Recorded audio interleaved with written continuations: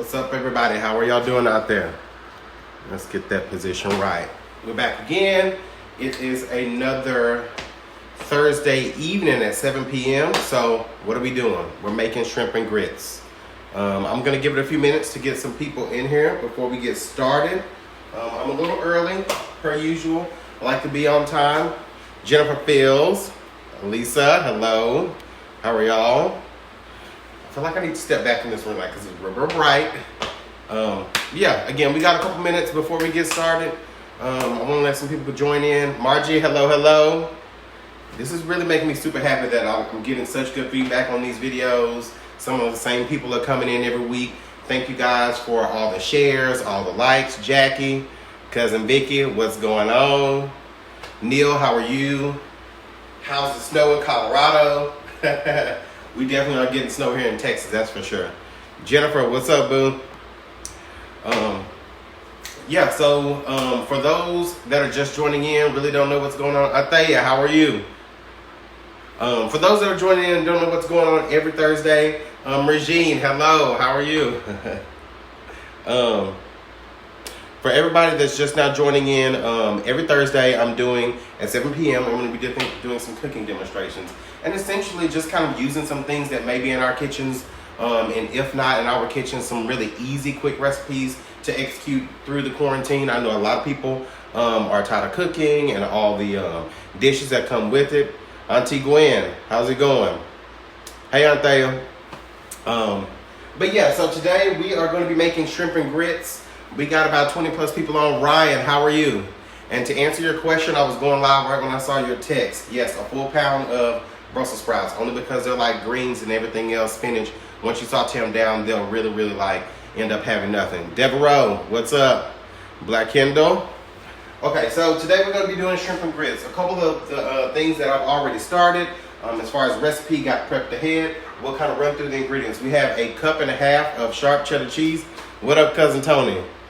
So we have 1.5 cups of sharp cheddar cheese. We have 1 cup of stone ground yellow grits. Now the yellow grits, stone ground, are just going to be more of a coarse ground as opposed to like your instant grit. On top of that, I feel like they have just a little bit more flavor, and they're a little bit more versatile. Hey Mom, how are you? You made it this week. So we got cherry tomatoes here. 1 pint of cherry tomatoes. We're also going to have 3 slices of thick sliced bacon. Hey Cousin Tanya, hope you're doing well in California. Okay.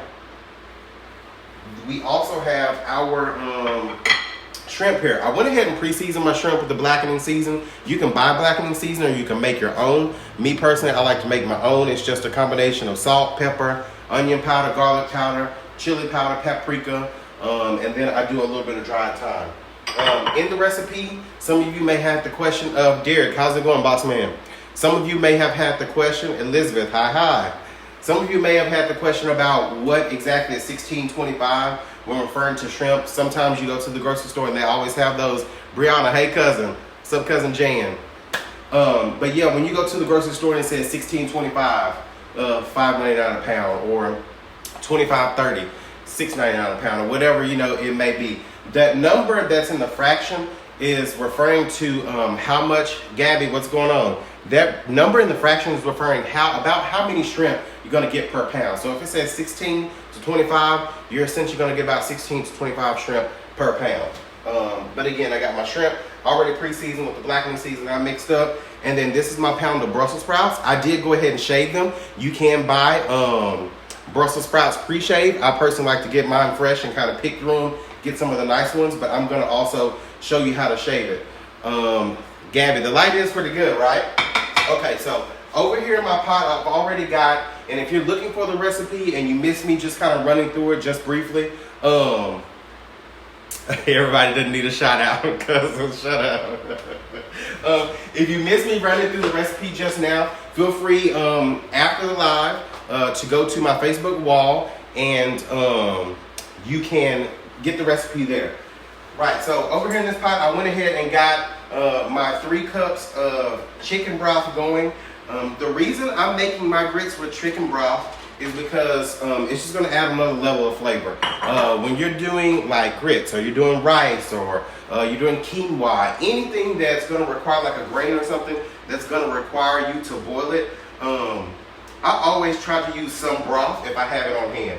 Only because it's just gonna, add some more flavor as opposed to just using plain old water. Quick tip, when cooking in general, you never want to cook on high. I typically cook on like medium high heat, but yeah, you never want to cook on high. It's just really tough to kind of like regulate the time, what you got going on, that kind of stuff. Sade Scott, honorary cousin, how's it going? I'm ready for that tea after this live is over. Okay, we got some splattering going on. Okay, so what I'm gonna do really quick with my cherry tomatoes, I'm gonna leave them whole, but I am gonna take 2 tablespoons of olive oil. And in the recipe, it said blistered cherry tomatoes. Essentially what I'm doing is just putting them in the oven to allow them to get a little bit of char on them, a little bit of color. They're gonna pop open, and that's gonna essentially be one of the garnishes. Other than that, on the cherry tomatoes, with the olive oil, I'm just gonna do some fresh cracked pepper, as well as some salt. And honestly, you can just kind of toss them around in your pan. There's really no right or wrong way to do it. And you're gonna pop them in the oven. Those shouldn't take more than about 12 to 15 minutes. So the thing about grits, they cook really, really fast. They don't take long at all. This recipe with a cup of grits, you're gonna end up cooking about 2.5 to 3 cups of cooked grits out of your 1 cup of raw grits. So, you know what, I'm gonna add a little bit more chicken broth just because we're looking a little thick. Because I don't want my grits to be super clumpy or super thick. Sometimes, that's really the part that makes, eating grits unappealing to a lot of people because they're super thick and clumpy. So I added just a little bit more water, and we turned the heat down to medium, and we're gonna let them simmer. Other than that, let's go ahead and let's get started on rendering off the bacon. The first week, I do believe, I utilized bacon in a recipe, and I told you guys about what rendering is. Essentially, you want to chop your bacon up. Hey, Khalil. Essentially, you want to chop up your bacon into small pieces and cook them on a low heat because it's going to render out all the fat. What you're going to do with that fat is utilize it. I mean, growing up, my grandmother used to store her bacon fat in a can on the stove. But as for me, I'm just going to utilize that in sauteing the Brussels sprouts this evening. I turned on the wrong burner. So while the pan is heating up and we're starting to cook the bacon, I just want to make sure that I'm paying attention to my grits and giving them a good stir every few minutes to ensure that there's no clumping. Honestly, grits don't take that long, especially like the creamy style that I'm making, about 5 to 10 minutes. And that's all it's going to take. Dee Dee, how's it going today? Yeah, so what we're going to do, I turn the heat down all the way on those grits here in a little bit because they probably will solidify just a little bit while they're sitting on the stove. I'm going to add in my cheese. I'm also going to add in a little bit of butter just to finish them off and give them like a little bit more of a creamy texture. All right, so we got our bacon going back here in the in the front skillet. Again, we're going to render off all the fat. Rendering fat means essentially chopping up in small pieces, so that way you're going to pull out some of that fat and utilize that grease to be able to saute other things in it.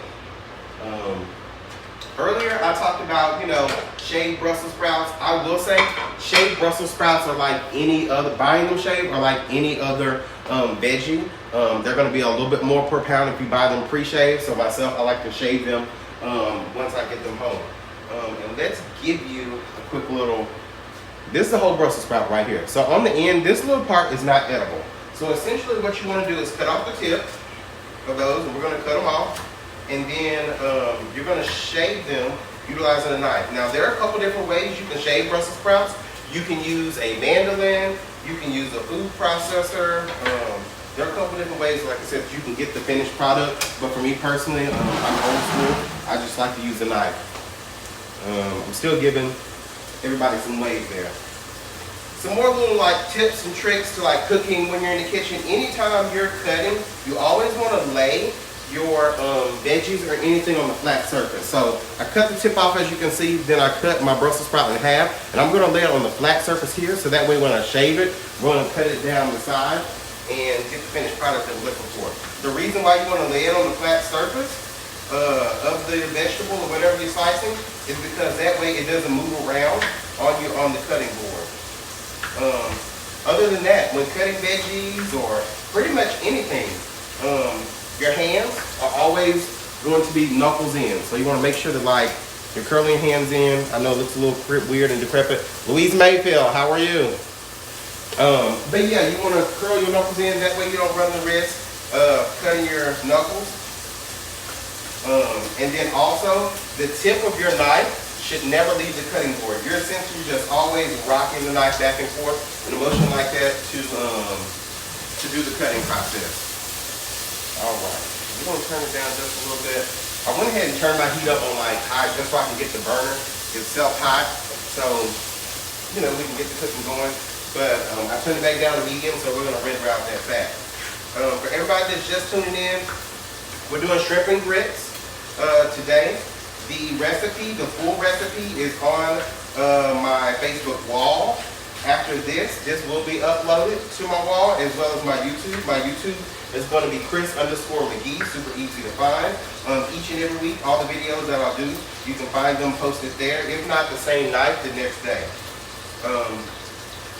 Yeah, so what we have started right now, we got our cherry tomatoes in the oven, and they're just kind of roasting away. We're going to get them some color. We tossed them a little bit of olive oil as well as salt and pepper. And right now I'm shaving my Brussels sprouts to go ahead and get them sauteed. I know this recipe called for a pound of Brussels sprouts, and it seemed like a lot. Brussels sprouts are kind of like, you know, your spinach or your cabbage or greens or anything like that. Once you cook them, they're going to saute down to a little bit of nothing.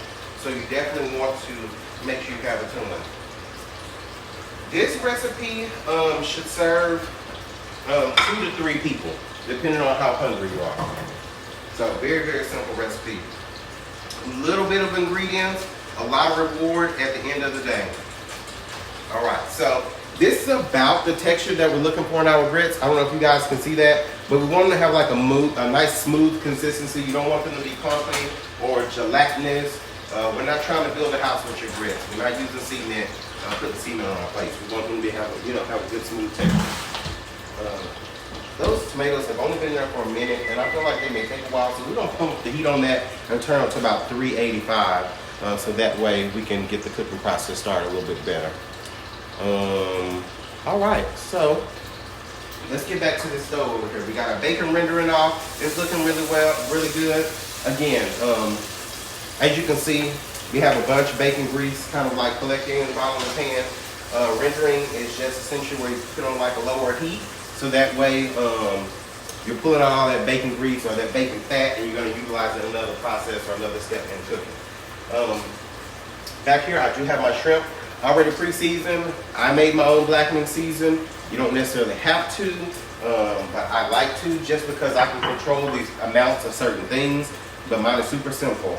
Garlic powder, onion powder, cayenne, paprika, salt, pepper, and a little bit of dried thyme. Some people like to put brown sugar in there, not me personally, and cayenne. Not me personally, just because I like the spicy aspect of blackening. And when I say control the seasoning, that's what I'm referring to. I don't like super spicy, but I like it just to be spicy enough to give it some flavor. Ryan, if you're hungry, I know your kitchen is probably smelling just as good as mine. Hey, Cousin T, how are you? All right, so a couple more minutes of rendering off this bacon fat. And then once we get a good amount of the bacon fat rendered off, I am going to turn up the heat just to crisp up the bacon because we are going to use those in the final product. I'm going to go ahead and get a clean plate here. I'm going to throw a napkin on it so that way I can drain off my bacon fat whenever it gets down. Again, each and every Thursday I'll be doing these cooking videos. Next week, I'm either going to be doing a couple different like party appetizers or beef stroganoff. I haven't really figured out which one I want to do, but because of like the current situation, I am going to go ahead and post that flyer tomorrow. So you'll have almost a full week, you know, to get those ingredients, so you don't have to make an extra trip out or whatever. So just whenever you're doing your like weekly run, and you need to get a couple items, you can kind of put that on your radar and be able to grab that at the same time as well. All right. A lot of people, you know, reach out to me and they were like, hey, I got shrimp in the freezer. It's kind of last minute, and I don't think I'm gonna have time to, you know, be able to cook it. What do I do? As far as shrimp thaw really, really quick, especially from the frozen state. The thing about thawing out any protein, you want to do it over cold running water. Obviously, you know, in restaurants, you do it in big batches, so, you know, it makes more sense. But at home, if you just want to run it over some cold water for, you know, 15, 20 minutes to initially break that hard frozen state of it, and then set it in the fridge, you know, in a plate or some sort of vessel to allow it to thaw naturally in the refrigerator, that's a little bit quicker of a way. I personally don't like utilizing the microwave to thaw anything unless I'm doing something like ground beef or spaghetti or something like that. All right, so again, I'm gonna turn this up and get this bacon really crispy, but I wanna show you guys just all the bacon grease I'm getting out of this. And that's solely because, like I said, I'm rendering it off. So we're gonna get that good and crispy, and then we're gonna move on to preparing our shrimp for the dish. Lots of times in shrimp and grits, you get them, you'll see some sort of sauce on top, you know, they're drenched in like butter, those kinds of things. I personally wanted all of my ingredients to kind of like speak for themselves and like shine through. So the Brussels sprouts are gonna have their own like rich bacony flavor. The shrimp is gonna add a little bit of spiciness to the dish. The grits themselves are just gonna be straightforward, simple. You know, they're gonna have some good flavor from the chicken broth, but other than that, just a little bit of salt and pepper. All right, so we're looking good on the bacon bits here. So let's go ahead and take them out the pan. And we're gonna move this one to the front, and we're gonna saute the shrimp really quick. The other question that I was getting this week, you know, about like, you know, what are grits? What's polenta? What's the difference? Okay, so grits and polenta are very, very similar. They are still both gonna be coming from corn. With my grits, they're a stone ground grit, a little bit more of a coarse ground, as opposed to like the instant grits. The instant grits are going to be processed and bleached, and they have went through like the process of essentially making hominy.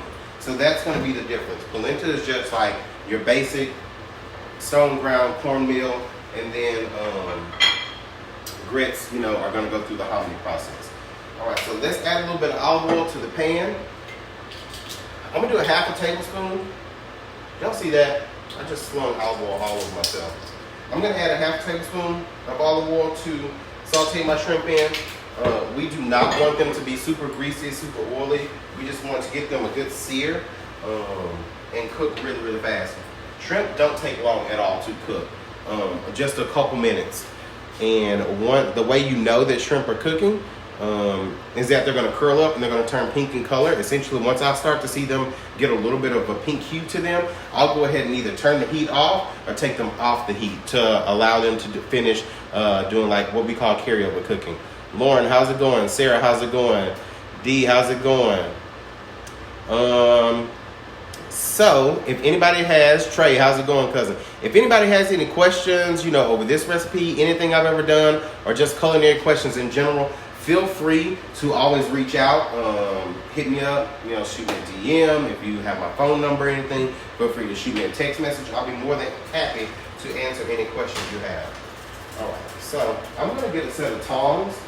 And again, I do not typically do this. I don't utilize tongs in a non-stick skillet, but because I've been cooking for a very long time, I understand what it means to not scrape the bottom of your non-stick. So again, we want this grease to be good and hot, and your skillet to be good and hot, just so the shrimp get a great sear.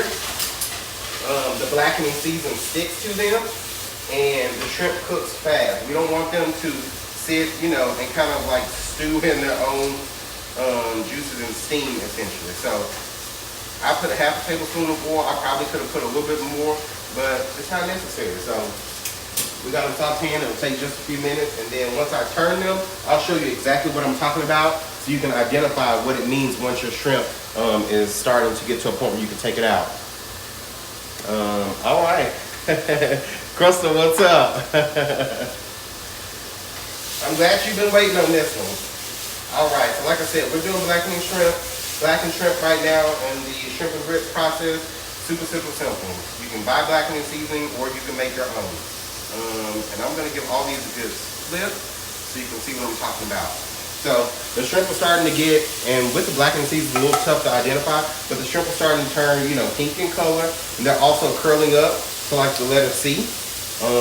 And that's what you're looking for. At this point, you can go ahead and turn your shrimp off. Turn your heat off. Lots of times people overdo it with their shrimp, and they, let it sit in the pan for forever, and that's when they get really tough and kind of unappealing to eat, honestly. So, yeah, I'm just gonna put that back on the back burner, and those will be ready for whenever we get ready to plate. Again, we've been on live maybe 20 minutes, and we're getting close to like the finishing touches of this dish. It's not super hard to make. I told you earlier that, once your grits sit here for a little while, they will start to like stiffen up a little bit. And that's just kind of like what happens with grits. But I did reserve a little bit of the chicken broth on the side. Just kind of pour some in there, loosen them up a little bit. And then I'm also going to add, again, a little bit of cheese to finish them and butter to give them a really good creamy texture. So to kind of recap what we're doing, shrimp and grits. This Thursday, each and every Thursday, Facebook Live. If you guys have suggestions or anything that you would like to see me prepare, culinary questions, I would love it for you all to reach out, especially in this time because, let's be honest, not everybody really has a lot going on with being quarantined and everything. Okay, so I moved my pot back to the front with my rendered off bacon fat. And we're going to turn it on medium heat, and we're going to saute our Brussels sprouts really quick. This will be a simple part of the process. Saute them, cook them down. I still want my Brussels to have a little bit of bite to them, so I'm not going to overcook them, and just a little bit of salt and pepper. Come on, Derek from Papa Do's, what's up, man? Louise, how are you? Yeah, so the bacon fat shouldn't take too long to heat up, and I'm a clean as you go kind of person, so I'm gonna grab my rag and kind of wipe things down. It's so funny, a couple minutes before I went live, I actually hit the button a little bit too early, and I looked up and I saw that my microwave, it was a little smeared and had fingerprints, and I was like, you know what, I'm not gonna have these people on Facebook coming for me talking about my kitchen is dirty while he's trying to do a cooking video. So we logged off, we rectified that situation, and here we are. What are some other things to really talk about when making shrimp and grits? You can add anything you want to. You don't necessarily have to stick to cheddar cheese. Say for instance you have Monterey Jack, or you had smoked Gouda. I know my cousin Blair who's watching, she loves to add smoked Gouda to hers. You can definitely add any kind of cheese that you want to. And if you want to do a quick fix, the instant grits are just as good. Like I said, for myself, I personally like the Yellowstone ground only because they do have a little bit better of a texture to them. Alright, so the grease is warm here. We're going to go ahead and throw our Brussels sprouts in. This is a pound of shaved Brussels sprouts. I don't want the grease to be too hot. This is kind of like any other leafy green spinach or anything. If the grease is too hot and you throw it in the oil, it will kind of splatter up. So we just want to get it warm so that way we know it's not steaming. And then just kind of move around the Brussels sprouts to ensure that they all get a little bit of that bacon fat flavor. As far as seasoning this with salt and pepper, you really don't need too much salt, more pepper than salt, only because you have the salt content coming from the rendered off bacon fat. Claudia, how are you? All right, so we're gonna give it a couple twists of the fresh ground pepper here. All right, let's check our tomatoes. They look like they're going, but not fast enough. So next time I do blistered cherry tomatoes, I know this for TV magic. This is one thing that I need to start ahead of time. So, they're coming along nicely. Like I said, they do have, they're starting to blister up a little bit and the skins are starting to pop. But what I'm going to do now, I'm going to go ahead and I'm going to turn this on broil. So that way we can go ahead and actually get that char that I was looking for, and they're going to pop open. Justin, how's it going? Alright, so we did a little pepper in our Brussels sprouts. Let's go ahead and we're going to add just a pinch of salt. With the grits, we're going to go ahead and add a pinch of salt to these as well. just for flavor. With the grits, I did cook these in chicken broth. Like I said again, you know, when you're making grits, you're making quinoa, rice, anything like that, you always want to, if you have it available, cook it in some sort of broth. Chicken, veggie, beef, whatever, just so, you know, it can add another level of flavor to your dish. All right. You guys, this is actually smelling really good in here. I haven't eaten since earlier, so I'm pretty excited about this dish getting finished. All right, the Brussels sprouts are doing their thing. I'm gonna go ahead and add in my butter to kind of finish it. Butter wasn't on the recipe, and forgive me for that, you guys. I only am doing about 3 tablespoons of butter in this. Again, it's just gonna add a little bit of creaminess to this. If you have a dairy sensitivity, you don't have to do this. Another thing you could do to turn this dish into like all vegetarian is utilize veggie broth with the grits, and then also do like a seared tofu for the top of the grits. Or you can do, you know, sliced mushrooms or tempeh. There are definitely options out there to go with. All right, let's turn that up a little bit so that way we can get them finished and just about done. Again, every Thursday, 7 o'clock, I just want to say thank you to everybody that's been, you know, liking and sharing these videos, supporting me, getting, you know, really excited about, you know, the following week, what we're cooking, that kind of thing. It really, you know, keeps me motivated to keep this thing going, because I feel like, you know, so much good feedback, and people really are engaged and looking for good stuff to cook, you know. I know myself, sometimes I get stagnant with my recipes. I tend to make spaghetti and or tacos at least once a week. Love it, but you know, it's nice to be able to branch out sometimes. Yeah, you can definitely do vegetarian shrimp and grits. The only thing that's not going to make it, you know, that's going to make it non-vegetarian is like what kind of broth you make the grits in, as well as like the protein. You don't necessarily have to do shrimp. Like I said, you can do sauteed mushrooms. You can do a blackened tofu. There's options out there for you for sure. All right, the Brussels sprouts are looking good. They're wilting down really great. And with the Brussels sprouts, we definitely want them to get a little bit of char, a little bit of color to them, not burning, but definitely some color and some char. Let's go ahead and we're going to throw in our bacon bits that we rendered off. You know, you always got like a little snack of bacon when you cook, right? So, rendering bacon, again, is just you dicing it up, cooking it on a lower heat to pull out all the fat in the bacon, and then utilizing that fat to cook something else in. Like I said, my grandmother would always hold bacon fat on her stove when I was a kid and used to cook with. She would do, you know, a cornbread in it. She would saute cabbage in it. It's definitely a very versatile, yeah, Jocelyn. Yeah, no, I mean, the veggie shrimp and grits are a thing. Yeah, no, it's definitely a versatile kind of fat to use. All right, so those are looking good. Again, that's a whole pound of Brussels sprouts. Like I said, they're going to saute and wilt down to pretty much nothing. And with this recipe, it's going to be 3 to 4 people. So, 2 to 3 people. So once they cook down, it'll definitely be enough.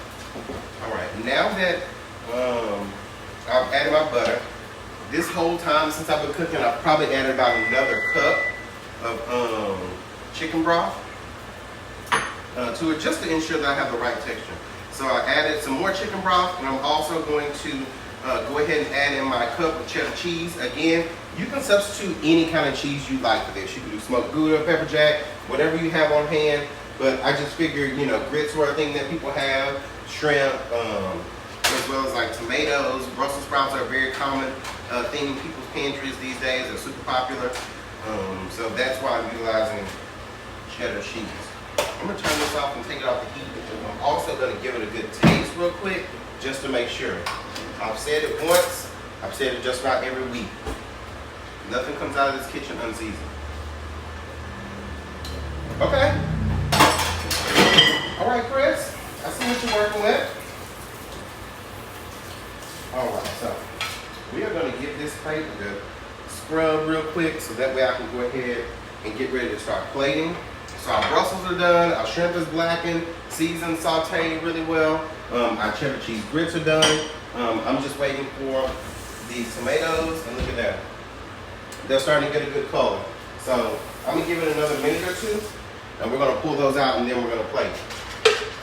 If you guys don't know, you're just tuning in each and every Thursday. I'll be doing these videos. Other than that, Facebook wall is where you can find them, as well as like my YouTube also. Alright, so let's go ahead and pull these out and make some TV magic. Alright, yeah, those are actually perfect. So the way I'm going to plate these, I'm going to put the shrimp down first, and then I'm going to kind of arrange everything else around it. I did have someone message me prior to going live today. And I'm like, hey, do you suggest to do the, this grits is, oh, this grill from behind here. Somebody asked me, do I suggest tails on or tails off for this dish? Personally, do y'all see wasabi walking around? Personally, I like to do tails off when it's just kind of me casually having any shrimp dish at the house. But you can actually leave the tails on if you like, only because it's really good for presentation when you have like a dinner party or something like that and you kind of want to wow your guests. Alright, so let's make this dish, because this week I'm actually going to eat this one for myself. Again, once you start with 1 cup of grits, it's going to end up being about 3 cups cooked.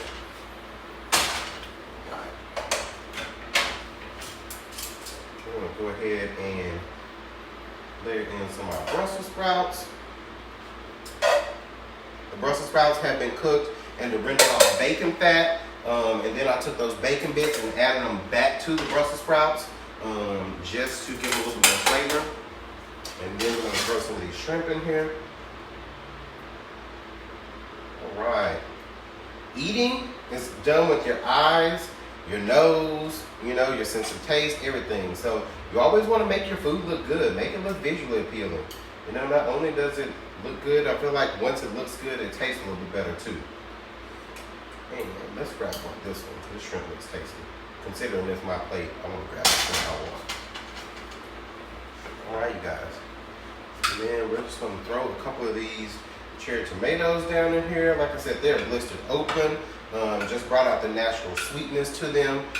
If I would have planned a little bit better, I probably would have let them char just a little bit longer in the oven to give them a better flavor. But you know what?